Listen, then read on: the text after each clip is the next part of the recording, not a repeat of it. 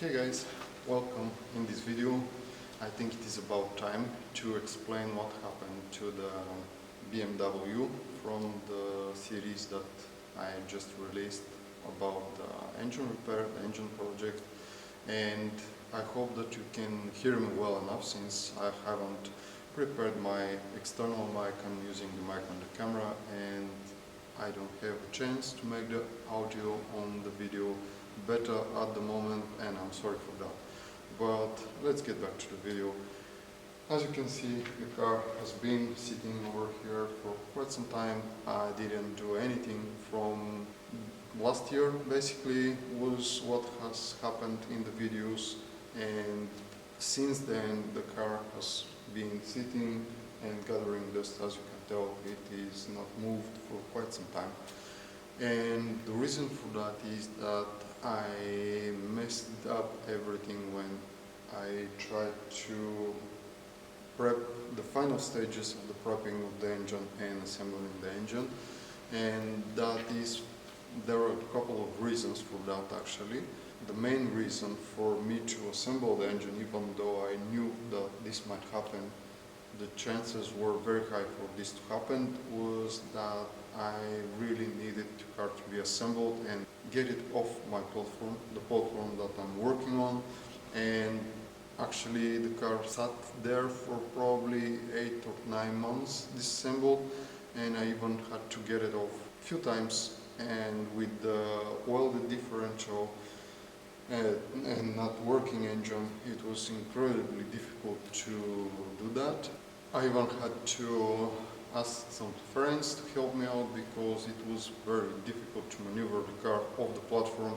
So I decided that I have to get it off no matter what. I have to assemble the engine and move on with the other projects.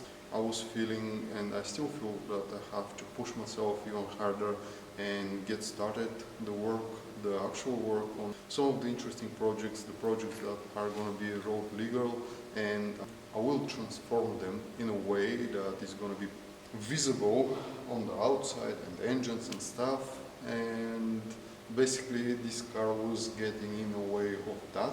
And the other factor was that I realized that I'm not going to be able to drive this thing, or any of the rally and drift projects were the last thing on my mind, and the only thing was that I wanted to get the car off the platform basically ASAP. So this was what drove me to assemble the car the way that I did. The idea for this video is not to make excuses for myself.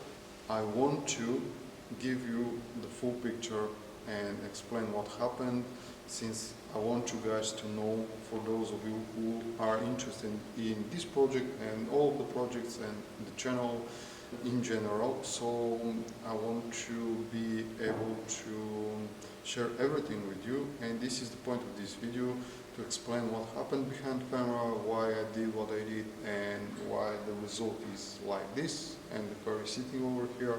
Even if the car was successfully repaired, I don't believe that I would have had the chance to drive it, since I spent quite a bit of time adding new projects and spending all of my money on parts and materials for the existing projects, so I wouldn't have the chance to drive this thing even if it was running okay. But what I did wrong is that I didn't have the chance to prep the engine block.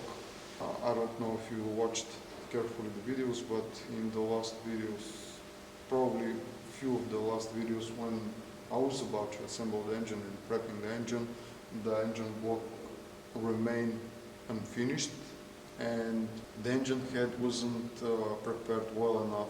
I realized that when I was about to assemble the engine. Some other stuff. What else? I assembled the engine with the old bolts for the head, which was a mistake. I didn't bought new ones for some reason. I used the ones that I had because when I assembled the engine, I used only the parts that I prepared for myself for this engine beforehand when I was purchasing the stuff, and for some reason I didn't purchase the head bolts, and I decided that since I have two sets of them from the old head and the new head, I will reuse them and try to see what is going to happen. And eventually that was not a winning strategy, since I failed with one of the bolts. Actually was not strong enough, and it was extending. When I tried to tighten it, it was not tightening the head at all, but actually it was stretching. So if I would have tried to get it tight enough, I would have broken the bolt. And the main reason for all of that is that I hurt my back, and it was killing me the last week and a half from the process, the repairs, and when I was trying to prepare the engine block, resurface the engine block and resurface the head. Then when I was reassembling the head back to the engine and everything around the engine, the chains, the timing of the engine and stuff, the manifolds and all of the components, I was basically with such a strong pain in the back. I was barely moving, and this is because I don't, even though I may look like I'm ready to go on a vacation or something, actually it's not the case. I'm working constantly all the time, and without any stops, any days off. I'm trying to move the projects forward with everything that I've got. All of my time is concentrated around the cars and the videos and editing. So that means that from time to time some of my parts, body parts, are kind of refusing to work, and I get in these conditions where I can barely move because of the tons of work that I'm trying to do. And in this case, my back was hurting so bad that I barely was able to work on this car, and even though I was not able to do the proper job, I insisted that I'm going to do it anyway, and because of that I wasn't able to go and buy the needed parts that I realized that I'm going to need. And yeah, basically I messed up everything at the very end, and I will have to redo it. And the next time I'm going to do this, I want to make sure that I'm going to be in the proper condition, and I will have the time to do everything the way I want it the first time. And pretty much this is it for now. The drift and rally projects are going to be paused for the time being, since I don't have the energy, I don't have the parts and the time to deal with them. I will focus my attention to the projects that are for the road, and rebuild projects on the Mercedes and stuff. We'll see what will happen. I'm hoping that the next videos are going to be interesting for you guys. I'm running behind with my videos. Actually, what you're going to see next is shot probably more than a year ago.